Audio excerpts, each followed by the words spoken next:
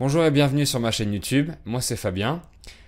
Dans cette vidéo, vous allez voir une discussion que j'ai eue avec Margot, qui est tutrice pour le franchute, donc qui donne des ateliers de pratique de conversation avec mes apprenants.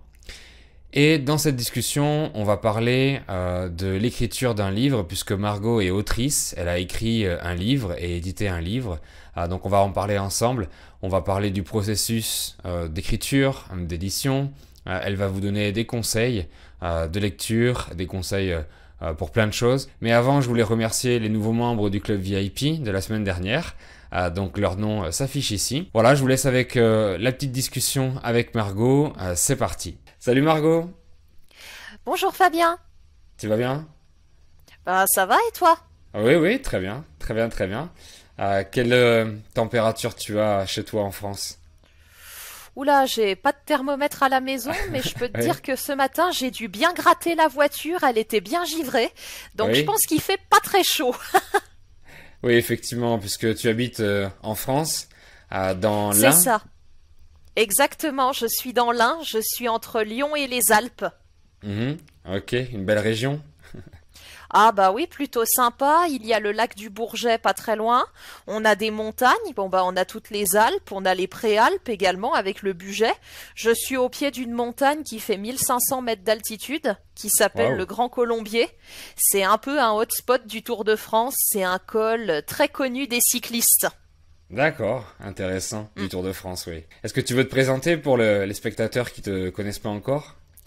Donc ben bonjour, moi c'est Margot, j'ai 28 ans et je suis nouvellement tutrice en ligne pour le Franchute, donc je Oui. travaille pour Fabien, j'anime des ateliers de conversation et puis à côté de ça, je travaille dans un collège, je suis surveillante, donc je m'occupe d'adolescents qui ont entre 11 et 16 ans et je suis également autrice, j'ai publié mon premier roman l'année dernière. Félicitations à ce propos. D'accord, merci. Oui, justement, c'est le thème de la conversation d'aujourd'hui. On va parler de ton livre, on va parler de la partie littérature française, du processus d'écriture, d'édition, tout ça. Tu vas nous raconter, donc j'ai quelques questions à te poser à ce propos. Donc oui, raconte-nous pourquoi tu as commencé à écrire ce livre, comment t'es venue l'idée, comment tu as eu l'idée de l'écrire. Alors, bah, donc mon roman, pour vous mettre un peu dans l'ambiance, il s'intitule La Zone Rouge.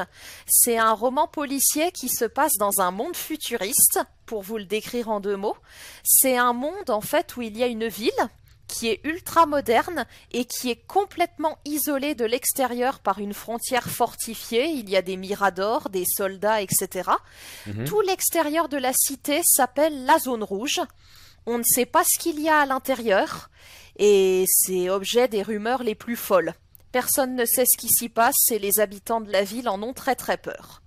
Donc un jour, il y a un meurtre à la frontière entre la ville et la zone rouge et le roman en fait suit les traces d'Aurore Louve qui est un lieutenant de police, une enquêtrice, qui va mener l'enquête pour découvrir qui a tué cette petite fille qui est morte à la frontière.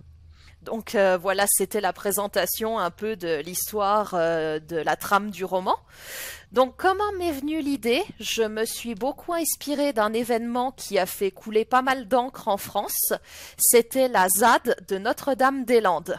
Donc Mhm. c'était une zone à défendre, c'est un collectif qui s'est monté en réponse contre un grand projet de construction d'aéroport. Donc les Landes, c'est une zone qui est dans l'ouest de la France, c'est vers l'océan Atlantique, c'est entre la Bretagne et l'Espagne. Et il y a un collectif qui s'est construit et les gens ont occupé la zone où l'aéroport devait être construit. Des projets solidaires ont vu le jour et puis des initiatives ont vu le jour en réaction à ce projet d'aéroport qui était jugé inutile, qui avait pas forcément d'utilité pour le territoire.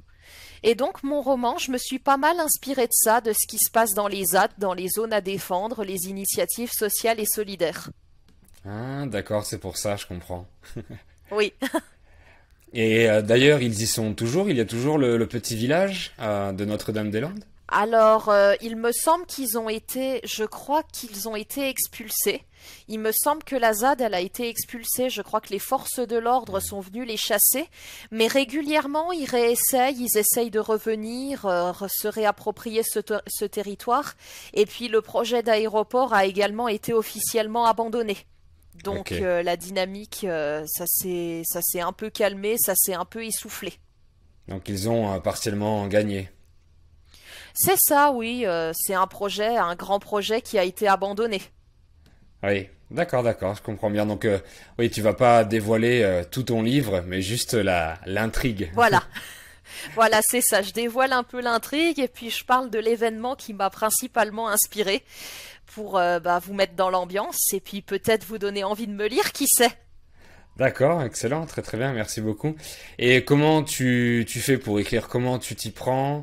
Comment tu t'organises? Est-ce que tu peux nous raconter? Alors, comment je m'y prends pour écrire? Moi, ce que je fais en général avant d'attaquer l'écriture d'un roman, c'est une forme assez longue, le roman.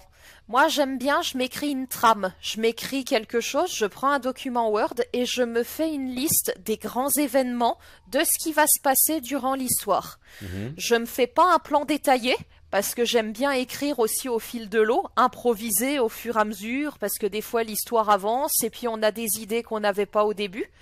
Mais je pense que c'est important quand on écrit de savoir d'où l'on part et où on va pour avoir une direction. Parce que si on écrit sans fil rouge, si on se lance comme ça peut vite partir dans tous les sens. Et pour obtenir une histoire avec une trame précise, ça peut être compliqué. Ok, oui, je comprends. Donc premièrement une trame globale. C'est ça. Ok. Et l'étape Puis suivante? des fois je Oui. m'écris un peu, des fois je m'écris un peu des fiches descriptives de personnages aussi pour se représenter les personnages, pour qu'ils aient déjà une personnalité et qu'ils s'incarnent. Comme Mhm. ça, quand on commence à écrire, on a déjà des images dans la tête, on sait déjà ce qu'on va écrire. Et puis ça permet aussi d'avoir une fiche de personnage qui est calée, ça permet de limiter les incohérences. Par exemple, on n'attaque pas avec le personnage principal qui est blond, il se retrouve pas brun en plein milieu de l'histoire, c'est des choses qui sont calées. Oui, oui, effectivement, c'est ce à quoi je pense quand je vois des films ou des choses comme ça, comment ils arrivent à pas avoir d'incohérence. Et effectivement, ils ont des fiches sur des personnages, c'est comme tu fais pour les Voilà. romans. Mm. Ben c'est ça, oui, ça permet de garder une certaine cohérence. Et puis un roman, c'est une forme qui est longue. Mon roman, il fait 240 pages. Donc entre le moment où on écrit la page 1 et le moment où on écrit la page 240, il se passe souvent plusieurs mois, voire plusieurs années. Donc on se rappelle pas forcément en détail de ce qu'on a écrit à la page 1. Donc c'est important d'avoir des synthèses, d'avoir des résumés, des trames globales. D'accord, oui, donc c'est un gros travail. Ah bah ça met beaucoup de temps. D'accord, mais justement, combien de temps tu as mis pour écrire tout le livre? Alors, ben, mon roman, La Zone Rouge, j'ai mis approximativement 3 ans et demi pour l'écrire. Après, il faut se dire aussi que je suis très irrégulière quand j'écris. J'ai un Mhm. travail à côté, j'ai mon boulot, j'ai mon job également. Donc, ça peut être très irrégulier. Il y a des périodes où je vais écrire tous les jours 5 pages. Je peux ne plus rien écrire pendant 3 mois. Parce que je travaille, parce que j'ai d'autres choses à faire, et Mhm. puis m'y remettre ensuite. J'ai un rythme d'écriture et de travail qui peut être très très irrégulier et qui dépend beaucoup de mes activités, de mon travail à côté. Oui, bien évidemment, parce que c'est pas ton travail principal. Euh, Ah bah non. Aujourd'hui, pour vivre de ses écrits, pour être autrice, c'est comme pour être artiste dans tous les milieux, qu'on soit chanteur ou acteur, etc. C'est compliqué d'en vivre. Il faut se faire connaître, il faut vendre suffisamment de livres. Et puis moi, je suis en auto-édition. C'est-à-dire que c'est moi qui édite moi-même mon roman. Du coup, bah, je dois me trouver des contacts, je dois me faire connaître, je dois signer moi-même mes dépôts-ventes avec les librairies partenaires. Trouver une maison d'édition, c'est très très compliqué. Il y a mhm. beaucoup de concurrence, il y a beaucoup de gens qui écrivent. Les maisons d'édition reçoivent des centaines de manuscrits tous les jours à lire. Et donc il y a des livres qui sont pas lus par manque de temps, tout simplement. Mhm. Oui, je comprends, donc c'est pas facile de sortir du lot. Voilà, c'est pas évident et puis l'air de rien, il y a beaucoup de gens qui ont envie d'écrire, qui ont des choses à dire. C'est pas facile de sortir du lot, il faut être soit très très très talentueux ou alors avoir beaucoup de chance et avoir des contacts. Mhm. D'accord, d'accord, très bien. Super. Et quels sont les auteurs qui t'ont inspiré ou d'autres romans qui t'inspirent beaucoup pour écrire ce livre ou par exemple? Alors ben moi j'aime bien lire, donc j'ai pas mal de romans, j'ai pas mal d'auteurs, j'ai pas mal de références. Mhm. Ben moi mon enfance, elle a été bercée par les romans d'Harry Potter typiquement. Oui. J'ai grandi avec Harry Potter à l'adolescence, donc J.K. Rowling, grosse source d'inspiration pour moi évidemment. Et puis je suis souvent fascinée par les auteurs qui arrivent à écrire comme ça des sagas. Harry Potter, c'est quand même 7 romans. Je suis très admirative, je me dis qu'il faut avoir une sacrée imagination pour être capable de créer un univers qui tient 7 romans. Et puis pas des petits romans, on est sur des pavés où il y a parfois 500 pages. Oui, j'admire pas mal. Donc D'accord. J.K. Rowling Mhm. pour mes jeunes années entre guillemets. Et puis en ce moment, il y a un auteur aussi qui marche bien en ce moment, qui est très commercial, que j'aime beaucoup. J'aime beaucoup les romans de Dan Brown, le Da Vinci Code, Ange et démon, etc. Mhm. C'est des romans qui parlent d'ésotérisme, qui parlent d'histoire, qui évoquent pas mal de choses, et je trouve qu'il a une façon d'écrire qui tient en haleine. Quand on commence à lire le Da Vinci Code, moi je sais que c'est un roman que j'ai lu en une journée, j'ai pas réussi à m'arrêter. J'étais prise dans l'histoire. Il y a des romans comme ça, il y a des auteurs qui arrivent à tenir en haleine et on ne peut pas poser le livre tant qu'on l'a pas fini. Mhm. C'est un talent qui est rare, je pense. D'accord. Oui, c'est une part de talent et aussi une part de travail parce que il faut C'est beaucoup ça, oui. d'expérience aussi. Faut de l'expérience, il faut trouver une idée aussi qui marche bien, parce que quand on écrit, quand on est créateur, on a souvent 1000 idées, on a le cerveau qui va à fond, qui va à fond la caisse, on Mhm. a le cerveau qui va très très vite. Tous les objets du quotidien peuvent être une source d'inspiration. On voit quelqu'un dans la rue, ça peut nous inspirer un personnage de roman. Et ensuite, il faut trouver la façon d'écrire, il faut trouver le bon rythme, il faut que ça soit rapide pour tenir en haleine, mais pas trop rapide non plus. Si c'est trop rapide, le lecteur il tient pas le fil, s'il se passe trop de choses, le lecteur décroche, il y a des éléments qu'il ne voit pas, et donc pour la construction de l'intrigue, c'est un problème. Il y a du travail, et puis il y a aussi trouver le bon truc, la bonne combinaison, le bon filon, le bon sujet, le bon style d'écriture, le bon personnage. Un roman réussi, c'est un ensemble de pas mal de facteurs, je pense. Mhm. D'accord, oui, je pense aussi. Et c'est vrai on se pose pas ce genre de questions quand on lit, C'est ça, oui. mais Bah, c'est on. vrai que du coup, quand on est de l'autre côté, quand on est autrice, auteur, on est de l'autre côté du miroir, on voit un peu l'envers du décor, effectivement. C'est marrant parce que nous, on va écrire quelque chose et les lecteurs vont pas du tout le ressentir de la façon dont on l'a écrit. Et à l'inverse, il y a des passages dont on n'est pas très fier et les lecteurs, au contraire, vont trouver ça génial parce qu'à chaque fois qu'on lit un livre, il y a un proverbe qui dit qu'un livre a 2 auteurs, la personne qui l'écrit et la personne qui le lit. Quand on lit un livre, on arrive avec notre imaginaire, avec nos propres idées, nos propres rêves, et du coup, chacun s'approprie l'histoire. Mhm. Ah oui, je comprends. Effectivement, chacun s'approprie l'histoire par rapport à son vécu aussi, par rapport à plein de choses, par rapport à son expérience. C'est ça. Bah d'ailleurs, ça t'est peut-être déjà arrivé, Fabien, de lire un roman, d'aller voir son adaptation en film et de voir le personnage principal et de te dire, ah bah tiens, je l'aurais jamais imaginé comme ça, par exemple. Oui, oui, c'est exactement ça. Effectivement, ça m'est déjà arrivé. Ok, et très bien. Et comment tu as choisi ton style d'écriture? Tu t'es inspiré de quelqu'un ou comment tu as fait pour choisir? Alors c'est dur à dire, c'est dur à dire de qui je pourrais m'inspirer parce que je suis une grosse lectrice. Je Mhm. lis énormément depuis très longtemps et j'écris des histoires à peu près depuis le moment où j'ai été capable de tenir un stylo. Ça fait très longtemps que j'écris. D'accord. Déjà quand j'étais petite, j'écrivais des petites histoires.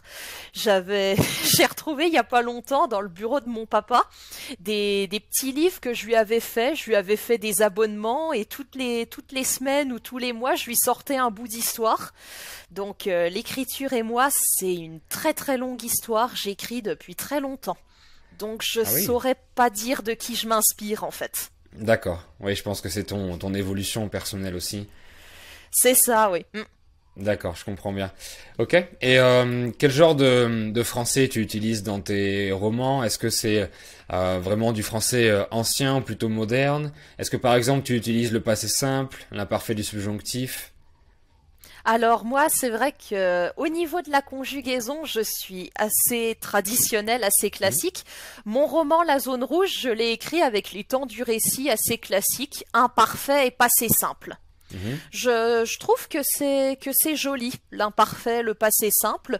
C'est pas trop compliqué et puis ça fait quelque chose d'un peu littéraire aussi parce qu'un livre, l'intérêt d'un livre, c'est de pas écrire comme on parle non plus. C'est d'employer un certain style écrit, je pense. Donc moi j'aime bien la combinaison imparfait passé simple. Après, des fois, écrire au présent, selon la situation, ça peut être pas mal aussi. Ça peut permettre d'être plus immersif. Quelque chose qui est au présent, c'est quelque chose qui se passe ici et maintenant. Ça mhm. peut bien fonctionner également d'écrire au présent. Ok, très intéressant. Donc imparfait et passé simple majoritairement. C'est ça, oui. D'accord. Donc oui, il y a certains auteurs qui commencent à écrire au passé composé, qui enlèvent le passé simple et qui écrivent tout au passé composé. Mais tu préfères garder le côté très littéraire justement pour différencier ton roman du français parlé finalement. C'est pour ça aussi. Ben, en fait, il y a pas longtemps, j'ai lu un article qui parlait du fait que pour simplifier les livres pour enfants, il y avait pas mal de réécritures qui étaient faites. On enlève le passé simple pour remettre les temps au passé composé et les passages de description trop complexes sont enlevés, épurés, dans le but de faciliter l'apprentissage du vocabulaire pour les enfants. Moi, personnellement, je trouve ça dommage parce que je me dis que si on enlève tout ce qui est compliqué, si on ne fait que des livres écrits avec du passé composé et du vocabulaire simple, les enfants et les apprenants arrêteront d'apprendre le français plus subtil, plus littéraire. Moi, je trouve ça dommage d'appauvrir la langue. Je pense qu'il vaut mieux garder des livres avec un certain niveau littéraire. C'est important d'avoir un niveau, de lire autre chose que du français oral tout le temps. Mhm. Oui, oui, effectivement, c'est important d'avoir cette différence entre le français littéraire et le français parlé, et encore un autre français différent quand on lit des articles de presse dans des journaux, dans des magazines. C'est encore un français, on va dire entre les deux, mais en tout cas on a le littéraire qui est un français qui est pas du tout parlé, donc c'est important de différencier les deux pour toi. C'est ça, oui. Après, moi, j'écris pas forcément en français très littéraire avec un Mhm. langage très soutenu non plus, mais je trouve que c'est important de garder les subtilités d'un français plus écrit, plus littéraire. Et puis, j'ai tendance à me dire qu'il y a beaucoup de gens qui disent que les enfants lisent de moins en moins, écrivent de moins en moins, et que c'est pas en simplifiant tout qu'on va les aider à progresser et à s'améliorer non plus. Mhm. D'accord, oui, je comprends bien. Et est-ce que tu utilises le subjonctif imparfait, l'imparfait du subjonctif? Alors, ça dépend. Après, pas forcément non plus, quoi. Je peux utiliser effectivement tous les temps. Après, ça dépend de ce que j'écris, ça dépend de ce qu'il se passe dans l'histoire. Mais après, je fais pas non plus, j'irai pas non plus chercher forcément du passé antérieur ou des choses trop empoulées non plus. Oui. Parce que moi, j'aime bien garder un côté littéraire quand j'écris, mais j'aime bien aussi que ça reste accessible, que ça soit un livre que tout le monde puisse comprendre, que ça soit à la portée des plus jeunes, à la portée des gens qui maîtrisent pas forcément le français. J'écris du littéraire, mais j'essaye de faire en sorte que ça soit accessible, car pour moi, c'est très important que les livres et la lecture restent accessibles. Mhm, d'accord, ouais, je comprends. Ok. Et quel est ton livre préféré? Est-ce que tu veux nous le présenter? Alors bah je l'ai à côté de moi, je peux même te le montrer si tu veux. Oui. C'est un de mes coups de cœur, c'est un livre que j'adore. Il s'appelle Chien du Haume et c'est un livre de Justine Niogret. C'est une autrice assez jeune que j'aime beaucoup. Et Chien du Haume, c'est un roman qui se passe au Moyen Âge. Ça raconte l'histoire d'une mercenaire, donc Chien du Haume, c'est comme ça qu'on l'appelle. Mhm. Et elle arpente une contrée médiévale indéfinie. On ne sait pas si c'est en France, on ne sait pas si c'est dans un pays particulier. Et cette femme, elle cherche son nom. Moi, Ok. je trouve ça très marquant. J'aime beaucoup le style de ce roman. C'est assez brut. C'est écrit sans filtre, de manière assez crue. Ça sent un peu le Moyen Âge, assez rustique, assez rude. Oui. Et puis, ça fait voyager. Et puis, la quête identitaire du personnage me plaît beaucoup. D'accord, excellent. Je mettrai la photo et le lien du livre d'ailleurs dans la description YouTube. Très bien. Voilà, c'est un livre que j'ai découvert quand j'étais étudiante. Il est assez court en plus, il est pas très épais. Je vais te dire, il a 216 pages, c'est pas non plus énorme pour un livre de poche. Je l'ai découvert il y a quelques années quand j'étais étudiante et je le relis régulièrement. J'adore la façon d'écrire, j'adore la plume. Si je devais m'inspirer de la plume de quelqu'un, c'est typiquement la façon d'écrire que j'adorerais avoir. D'accord, ok. Bon, très très bien. Merci beaucoup. Et justement, en parlant de relecture, comment tu fais pour la relecture de ce que tu écris ou la correction de la grammaire ou des fautes, par exemple? Comment ça fonctionne? Est-ce que tu le fais toute seule? Comment ça fonctionne? Alors moi, en général, je le fais relire quand même mon roman à des personnes de confiance. Donc j'ai des amis, j'ai mes parents également qui ont également écrit un roman. Donc ce que j'ai fait quand j'ai terminé d'écrire La Zone Rouge, j'ai fait un premier essai, un premier manuscrit, un premier jet. Je l'ai fait relire à mon compagnon de l'époque et puis à plusieurs de mes amis proches. Et ensuite, j'ai réécrit, j'ai amendé, j'ai rajouté des choses dans mon histoire. J'ai créé un Mhm. premier jet, j'ai fait relire. J'avais déjà une idée de ce que je pourrais rajouter. J'ai demandé l'avis de plusieurs personnes autour de moi et ensuite j'ai rajouté et j'ai fait à nouveau relire aux mêmes personnes. D'accord, je comprends. Et pour les fautes d'orthographe, c'est la même chose aussi?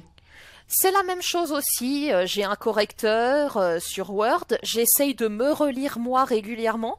À chaque fois que j'ai terminé un chapitre, j'essaye de relire à chaud déjà pour supprimer les fautes d'orthographe ou les fautes de frappe. Quand on est emporté dans l'écriture, il peut y avoir des coquilles, des fautes de frappe. Quand on écrit vite, des fois on fait pas attention. Et des fautes d'accord aussi également, il suffit d'écrire une phrase, de changer le Mhm. sujet, on change pas le verbe et on se retrouve avec une grosse faute d'accord au milieu. Donc c'est important de bien relire régulièrement. Moi j'essaye de bien me relire pour laisser le moins possible de fautes, quoi. Et est-ce que tu aurais des conseils de lecture pour les apprenants de français, justement? Alors bah pour les apprenants de français, oui, je vais vous conseiller quelques livres que j'aime beaucoup. Donc déjà un roman que j'aime beaucoup, qui est assez facile d'accès, en plus qui est écrit avec du vocabulaire assez simple, Le Petit Prince Mhm. d'Antoine de Saint-Exupéry. C'est un grand classique en plus de la littérature française, il est très très connu.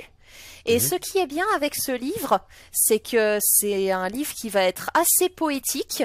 Il est, selon Antoine de Saint-Exupéry, c'est un livre qui est conçu pour les enfants que les grandes personnes pourraient comprendre.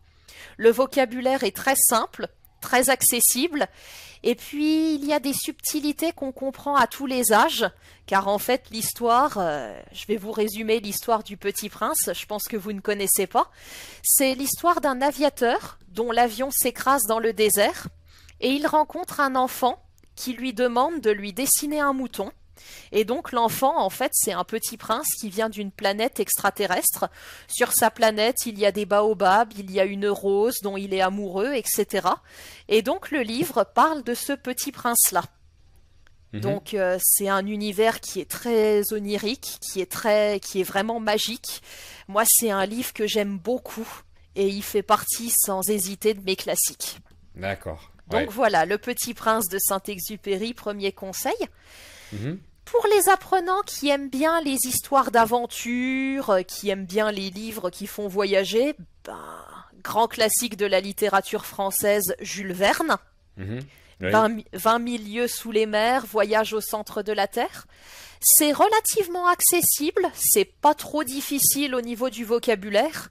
C'est un grand classique, c'est un auteur classique, Jules Verne, et puis ça fait voyager. C'est un auteur visionnaire qui a imaginé des mondes fantastiques, qui a imaginé beaucoup de choses, c'est très très riche. Mhm. Oui, effectivement. Oui, j'ai fait sa biographie en vidéo, en podcast sur ma Oui, chaîne bah oui, j'avais vu YouTube. effectivement. Ah bah Jules Verne, oui. Et puis qu'on soit enfant, qu'on soit grand, c'est toujours agréable, c'est toujours des lectures qui font voyager. Et on a bien besoin de voyager, surtout en ce moment, je pense. Oui, comme tu as dit, effectivement. Ok. Et Voilà. très bien, d'accord. Merci beaucoup pour les conseils. Et qu'est-ce que tu peux dire à quelqu'un qui voudrait se lancer dans l'écriture d'un livre, mais qui ose pas ou qui sait pas comment faire, en deux, trois Ah, mots? alors écrire et pas oser, ah bah je connais. Je pense que c'est une sensation qu'ont connue tous les auteurs. Écrire quelque chose pendant 1 heure sur une page blanche, se relire et se dire non, c'est nul, ça marchera jamais, ça n'intéressera personne et tout effacer. Ça m'est arrivé plusieurs fois. Le syndrome de Mhm. l'imposteur, effectivement, quand on veut créer, c'est quelque chose qui revient souvent. Ça peut paraître bateau, dire comme ça, mais essayez de croire en soi et puis pas hésiter à faire relire ses créations à des personnes de confiance, Mhm. car souvent les amis, la famille vont avoir un regard beaucoup plus bienveillant que nous. Nous, on va avoir l'impression d'avoir écrit un truc qui est nul et sans intérêt. Et puis au contraire, on peut avoir des avis qui motivent, des gens qui disent «Ah, mais c'est vachement bien, continue, tu devrais continuer». Moi, ça a été le cas pour moi, j'écris depuis longtemps. Quand j'étais adolescente, je cachais tous mes textes parce que j'avais l'impression que ça n'avait pas beaucoup d'intérêt. Et puis Oui. un jour, j'ai participé à un concours de nouvelles organisé par Amnesty International et j'ai gagné un prix. Donc ça m'a permis de me dire que c'était peut-être pas si inintéressant que ça, ce que j'écrivais. Ok. Ah oui, d'accord. Donc félicitations pour le prix aussi. Voilà, c'est ça, oui. J'étais encore étudiante à l'époque, mais c'est vrai qu'il faut pas hésiter à montrer ses écrits à quelqu'un, parce que c'est vrai qu'une histoire, tant qu'elle reste cachée dans un tiroir, elle n'a aucune chance de vivre ou de plaire à quelqu'un. Mhm. Donc, pas hésiter à faire relire. Et puis, même si on n'est pas édité dans une grande maison d'édition, même si on est en auto-édition, moi pour l'instant, j'ai vendu 130 livres. C'est pas énorme, mais je me dis que le plus important, c'est d'écrire quelque chose et que l'histoire vive et soit lue. Oui, oui, Même tu as si raison. on gagne, même si on gagne pas des 1000 et des cents, même si on n'arrive pas à vivre de sa plume, aller au bout de ses rêves. Et puis, le plus important, finalement, quand on écrit un livre, c'est qu'il soit lu. Exactement. Oui, et puis après, tu peux toujours t'améliorer plus tard. Donc le plus important, c'est d'être dans l'action, d'agir et C'est ça, d'avoir des personnes de confiance qui te donnent confiance justement en ce que tu fais et qui te disent c'est oui, ça. qui Et t'apportent puis, cette confiance. ouais. Puis il faut pas avoir peur de montrer, parce qu'on a souvent l'impression que quand on est auteur ou autrice, on va être jugé. Parce que c'est vrai que quand on écrit un livre, on livre un bout de notre imaginaire. C'est livrer un peu un bout de notre intimité quand on écrit un livre. On dévoile une partie de notre monde intérieur aux gens. Ça peut faire très peur. Mais très honnêtement, moi j'ai toujours rencontré des gens qui ont été très bienveillants et intéressés. Quand je dis que j'ai écrit un roman, je rencontre de la bienveillance, de la curiosité. J'ai encore jamais eu de réaction désagréable en parlant de mes écrits, quoi. Donc il faut vraiment pas avoir peur de se lancer puis de faire lire. Oui, la majorité des gens sont bienveillants généralement. Il y a très peu de haters, comme on dit en anglais. La majorité des Ah gens c'est sont ça, ouais. sympas. Bah c'est ça, et puis en général, quelqu'un qui crée quelque chose, que ça soit un chanteur, un acteur, un cinéaste, ça attire la curiosité, ça attire la bienveillance, et puis ça renvoie une image positive de créer. Quelqu'un qui crée, c'est quelqu'un qui a de l'imagination, qui a sans doute des choses à dire, qui a un monde intérieur, une richesse intérieure. Moi, je trouve que ça ne peut être que positif de créer. Oui, je trouve aussi, effectivement. Donc, le conseil qu'on pourrait donner aux gens, c'est n'hésitez pas à créer, passez à Voilà, c'est l'action ça. et aidez-vous de personnes, entourez-vous de personnes qui vous aident, qui vous critiquent positivement et parfois C'est négativement, c'est ça. important aussi. Ah bah c'est important, oui, d'avoir des gens. Moi, je sais que j'ai des amateurs. J'ai un ami qui m'a beaucoup aidé pour la relecture de La Zone Rouge, qui m'a fait des retours qui ont été précieux, qui avait un regard vachement critique aussi sur l'histoire. Et c'est super important d'avoir des gens qui sont capables d'émettre des critiques de manière bienveillante. Il y a beaucoup de gens qui savent pas faire ça, être critique en étant bienveillant. Il y a beaucoup de gens qui confondent, bah, effectivement, la haine et la critique. C'est deux choses qui sont différenciées. Mais super, merci beaucoup. Et on mettra le lien dans la description YouTube de ton livre. Merci D'accord. beaucoup de nous avoir raconté ton processus d'écriture, nous avoir dévoilé quelques secrets comme ça. Oui, merci beaucoup. Voilà, bah merci à toi Fabien, merci de m'avoir écouté. Et puis bah merci à vous qui m'avez écouté effectivement derrière l'écran. Et avec plaisir. Et je vous mets aussi le lien de la description de Margot en vidéo, sa description complète sur mon site. Et vous pouvez demander une session d'essai avec elle. Ce sera avec plaisir. Voilà. Merci beaucoup Margot et on se dit à très bientôt.